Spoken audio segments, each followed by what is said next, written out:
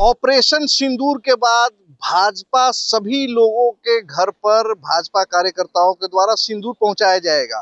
लेकिन हमें देखकर सुनकर बहुत ही ताज्जुब हुआ कि बिहार प्रदेश कांग्रेस अध्यक्ष राजेश राम, वो भाजपा के स्वास्थ्य मंत्री, बिहार के स्वास्थ्य मंत्री मंगल पांडे के आवास पर चूड़ी और सिंदूर, बिंदी भेजने की बात कर रहे हैं।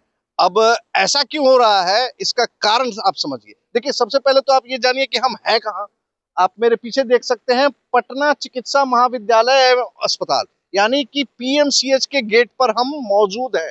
बड़ी बड़ी अट्टालिकाओं को आप देख रहे होंगे। देखिए, पीएमसीएच एशिया का दूसरा सबसे बड़ा अस्पताल बताया जा रहा है। ऊपर में हेलीपैड भी है कि अगर किसी व्यक्ति को, किसी मरीज को जरूरत हो तो हेलीकॉप्टर के द्वारा भी लाकर यहाँ पर शीघ्र भर्ती कर लिया जाएगा और उसका इलाज समुचित तरीके से किया जाएगा। लेकिन ये सारे मामले और दावे बिल्कुल झूठे हैं। डंके की चोट पर हम कहते हैं, इसलिए कहते हैं कि पिछले 4 घंटे से मुजफ्फरपुर के कुढ़नी से एक लड़की है, नाबालिग बच्ची है, जिसके साथ कुछ दरिंदों ने हैवानियत किया, उसका गला काट दिया और वो यहाँ भर्ती कराने के लिए उसके परिजन जो है वो व्याकुल हैं, दर दर की ठोकरें खा रहे हैं। बिहार प्रदेश कांग्रेस के सारे नेतागण यहाँ पहुंचते हैं। देखिए, यहाँ के डिप्टी सुप्रिंटेंडेंट से भी बातें हो रही हैं, क्या क्या बहस हो रहा है, क्या बातें हो रही हैं और कितना झूठ और सफेद झूठ बोला जा रहा है, ये सारा आप सुनिए पहले इस वीडियो में। क्यों भर्ती नहीं हो रहा है? क्या क्या कुछ भर्ती हो चुकी है।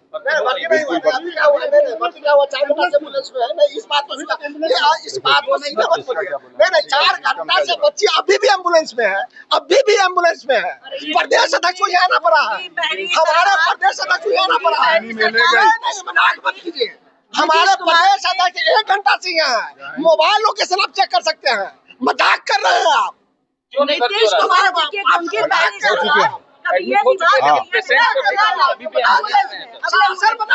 अब 3 इसमें 3 घंटे 3 विभाग का इन्वॉल्वमेंट है बच्ची में। ईएनटी का डॉक्टर देख चुकी हैं, इन्होंने अपना काम किया है। अब जो है इनको बोल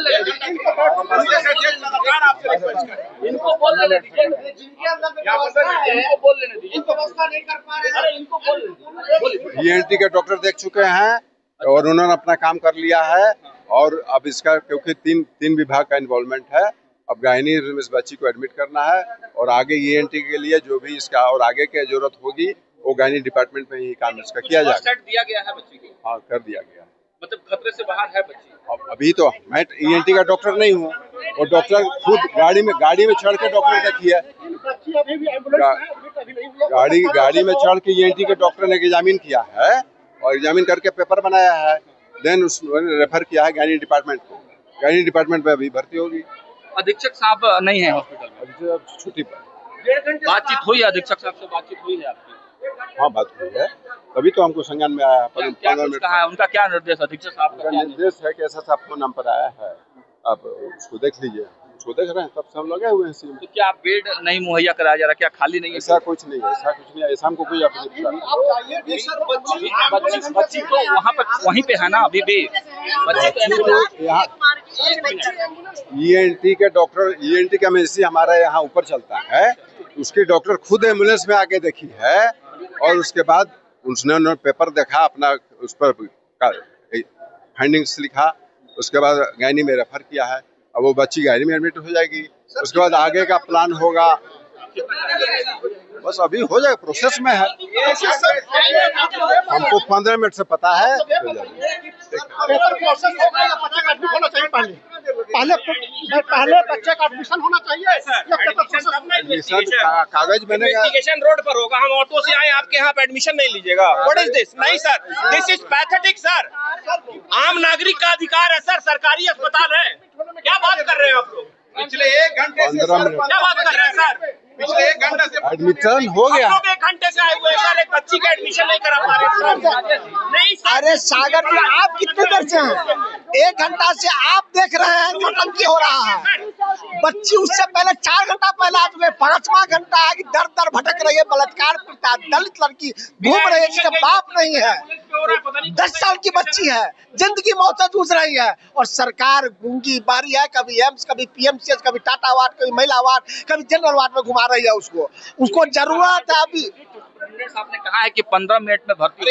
एक घंटा से आप देख रहे हैं, एक घंटा से आप देख रहे हैं, क्या नोटिस? 1 घंटा से 15 मिनट नहीं बीत रहा है। 1 घंटा तो आप ही को हो गया पत्रकार महोदय, यहाँ पे घूम रहे हैं आप एक बताइए, ये सरकारी अस्पताल है ना, आम जनता के टैक्स से चलता है ना, ये तमाम लोगों को तनख्वाहें मिलती है ना, गरीब परिवार की बच्ची का बलात्कार होता है, सीरियस कंडीशन में एम्बुलेंस से पड़ी हुई है सर, और एडमिशन नहीं करा पा रहे। में तो हेलीपैड भी बन गया है, कहा जा रहा है कि वीआईपी के लिए सर वीआईपी के लिए सर, आम नागरिक का अधिकार नहीं है, उसको जिंदा रहने का अधिकार नहीं है इस सरकार में, एडमिशन नहीं करा पा रहे हैं हम।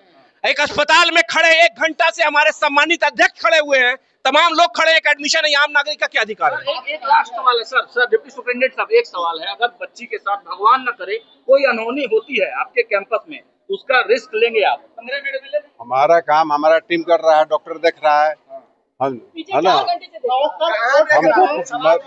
हमको 15-20 मिनट पहले बार मैं बोल रहा हूँ, मेरे संज्ञान में आया है, तब से मैं उसमें लगा है। सरकार रहे हैं कि 15 मिनट में ले लेंगे, लेकिन 1 घंटे से भर्ती नहीं हुई है। देखिए, हम लोग जैसे लग रहा होगा सरकार को कि हम लोग कोई जो है इनको हरासमेंट करने आए हैं। हमारी एक ही चीज बार बार कंसर्न है कि ये घटना मुजफ्फरपुर के है। मुजफ्फरपुर में जो है ऑलरेडी रेफर किया पीएमसीएच में 4 घंटा से एम्बुलेंस पे लड़की तड़प रही है, उसके साथ बलात्कार हुआ है, गाला जो है यहाँ से काटा हुआ है, यहाँ पे पेट फाड़ा हुआ है, और अब तक वो अपने भाग के भरोसे लड़की अभी तक जीवित है। ये ईश्वर उसको मदद कर रहा है, लेकिन यहाँ बैठे लोग, प्रशासन के लोग कोई मदद नहीं कर रहे हैं। ये आई है 4 घंटा पहले इमरजेंसी वार्ड में, इनके परिजनों से हमारी बात हुई, हमारे ये आ करके यहाँ लिख करके दिए हैं, डीएम साहब के चिट्ठी भी है, परिजनों को कभी वो वहाँ जाओ इमरजेंसी में, इमरजेंसी से हुआ है टाटा वार्ड में जाओ, टाटा वार्ड में 4 घंटा से एम्बुलेंस पे परिजन परेशान है। हम लोग के कहीं दूसरे जगह जाना था, लेकिन इतना रोने पीटने लगा, आ करके देखिए किस तरह से जघन्य हुआ है। हमारी मानवता मर गई है क्या राजनीति के आगे? हम तो सीधे आपके माध्यम से सवाल करते हैं आदरणीय मुख्यमंत्री जी से कि साहब, आप जो है महिलाओं के प्रति कहते हैं कि हम बहुत सजग हैं, लेकिन जो बच्ची तड़प रही है उसके लिए आपको इलाज के लिए कोई व्यवस्था नहीं है आपके तरफ से।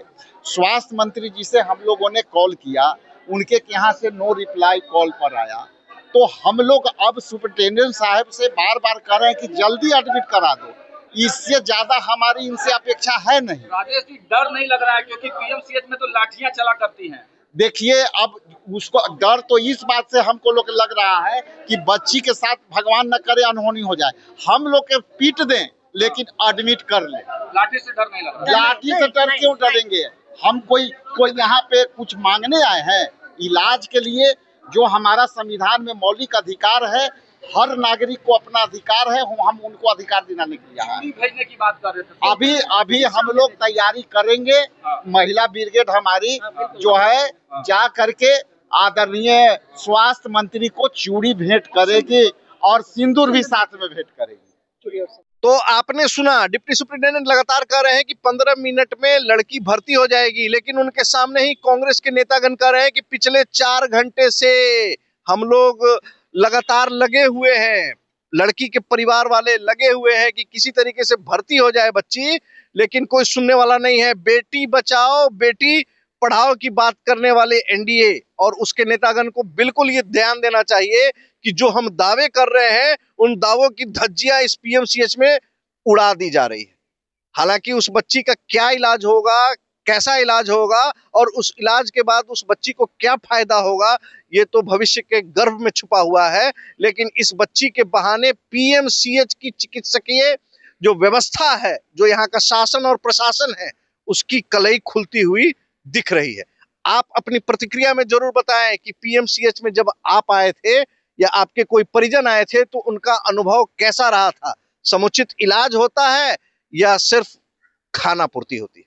खबरों का सिलसिला हमारे साथ इसी तरीके से बरकरार रखें। तब तक के लिए दे इजाजत, नमस्कार।